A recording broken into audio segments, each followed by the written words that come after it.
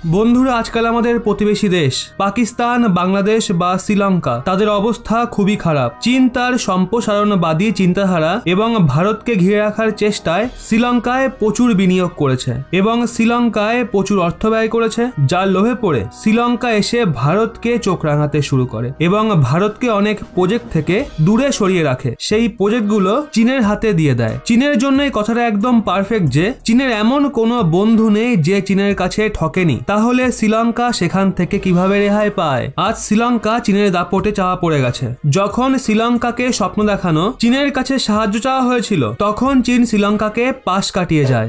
আজ শ্রীলঙ্কা তার ভুল বুঝতে পারছে আর এখন সে ভারতের আশ্রয়ে রয়েছে। মাহিন্দা রাজাপক্ষ, শ্রীলঙ্কার প্রাক্তন প্রধানমন্ত্রী, একসময় ভারতকে উল্টোপাল্টা বলতেন, কিন্তু আজ শ্রীলঙ্কার নতুন রাষ্ট্রপতি এবং প্রধানমন্ত্রী ভারতের প্রশংসা করতে ক্লান্ত হচ্ছে না। আসলে যখন থেকে শ্রীলঙ্কায় পরিস্থিতি খারাপ হয়েছে, ভারত তাকে এই কঠিন পরিস্থিতিতে সাহায্য করছে। বর্তমানে শ্রীলঙ্কার নতুন রাষ্ট্রপতি হয়েছেন রানিল বিক্রমসিংহে, যিনি একজন মহান পররাষ্ট্রনীতি বিশেষজ্ঞ হিসেবে বিবেচিত। তাই শ্রীলঙ্কা ঋণ পেতে পারে এমনটাই আশা রয়েছে। আসলে শ্রীলঙ্কা এই সময় IMF এর দরজায় কড়া নাড়ছে, কিন্তু যতক্ষণ না IMF থেকে চেক আসে ততক্ষণ সে ভারতের দিকে চেয়ে বসে আছে। আপনি স্ক্রিনে আর্টিকেলটা দেখতে পারেন। এতে বলা হয়েছে, Sri Lanka is counting on more help from India till the cheque from the IMF arrives.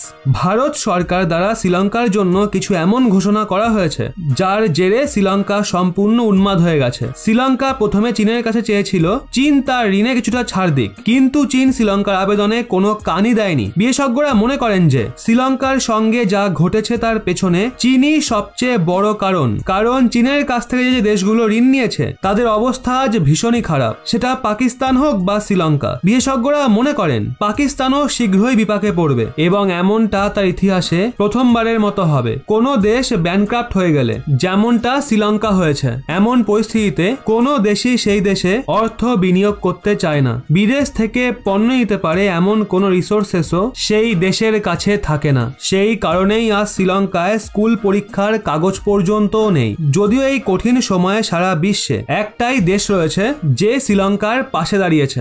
Interesting বিষয় হলো, যেই দেশের পিঠে শ্রীলঙ্কা ছুরি মেরেছে সেই দেশই আজ তাকে সাহায্য করছে, আর যেই দেশই আজ তাকে সাহায্য করছে আর যেই দেশের হাত সে ধরেছিল সেই দেশ তার ওই হাতটাকেই কেটে দেয়। ভারত শ্রীলঙ্কাকে সদ্যই 40,000 টন ডিজেল পাঠায়। এটুকুই নয়, ভারত যেই গম চিনির ওপর ব্যান লাগিয়ে রেখেছে সেগুলো শ্রীলঙ্কাতে পাঠানো হয়। সেই সঙ্গে 40,000 টন চালও শ্রীলঙ্কাকে দেওয়া হয়। এটুকুই নয়, পুরোপুরি বিদেশি ঋণে ডুবে যাওয়া শ্রীলঙ্কাকে ভারত একবার পুনরায় $50 কোটি সহায়তার ঘোষণাও করেছে। এছাড়া $2 বিলিয়ন একটা বড় ক্রেডিট লাইনও ভারত শ্রীলঙ্কাকে দিয়েছে, যাতে প্রয়োজনীয় সামগ্রী যেমন খাদ্য সামগ্রী, ওষুধপত্র ইত্যাদি ইত্যাদি শ্রীলঙ্কা নিতে পারে। $50 কোটি অতিরিক্ত সহায়তা শুধু অয়েল পারচেস করার জন্য ভারত দিয়েছে, কারণ শ্রীলঙ্কাতে তেল নিয়ে মারাত্মক টানাপোড়েন শুরু হয়েছে। ওখানে পেট্রোলের দাম 350-র উপরে চলছে। IMF এর থেকে সহায়তা পেতে আপাতত শ্রীলঙ্কার 6 মাস সময় লাগবে, আর যে পরিমাণ মিলবে সেটাও কিস্তিতে মিলবে। ততদিন পর্যন্ত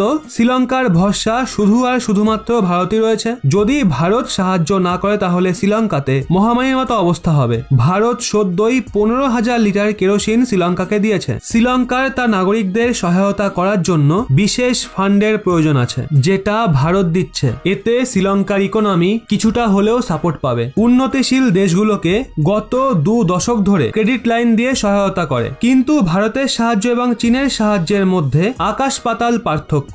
ভারত যে ক্রেডিট লাইন দেয় সেটাকে দেশ যে কোনো সময় ওভারকাম করতে পারবে। শুধু তার জন্য 75% কেনাকাটা তাদের ভারত থেকে করতে হবে, যেই ভারতকে শ্রীলঙ্কা কখনো এড়িয়ে যেত। তার জন্য ভারতের অর্থমন্ত্রী নির্মলা সীতারামন IMF এ আবেদন জানিয়েছে শ্রীলঙ্কাকে এই বছর প্রায় $8 বিলিয়ন ঋণ শোধ করতে হবে, কিন্তু তার কাছে $1 বিলিয়নেরও কম পড়ে আছে। এই অ্যামাউন্ট যদি সে না শোধ করে তাহলে পুরো দেউলিয়া হয়ে যাবে। শ্রীলঙ্কার IMF থেকে $4 বিলিয়ন সহায়তা পাওয়ার আশা রয়েছে। সেই সঙ্গে খাদ্য সামগ্রী নিয়ে ভারতই শ্রীলঙ্কার একমাত্র ভরসা। ভারত যেভাবে শ্রীলঙ্কার পাশে দাঁড়িয়েছে সেটা দেখে শ্রীলঙ্কার প্রধানমন্ত্রী মন খুলে ভারতের প্রশংসা করে। সেই সঙ্গে ওনারা বলে, আমরা দুই দেশের সম্পর্ককে একটা নতুন উচ্চতায় নিয়ে যাব।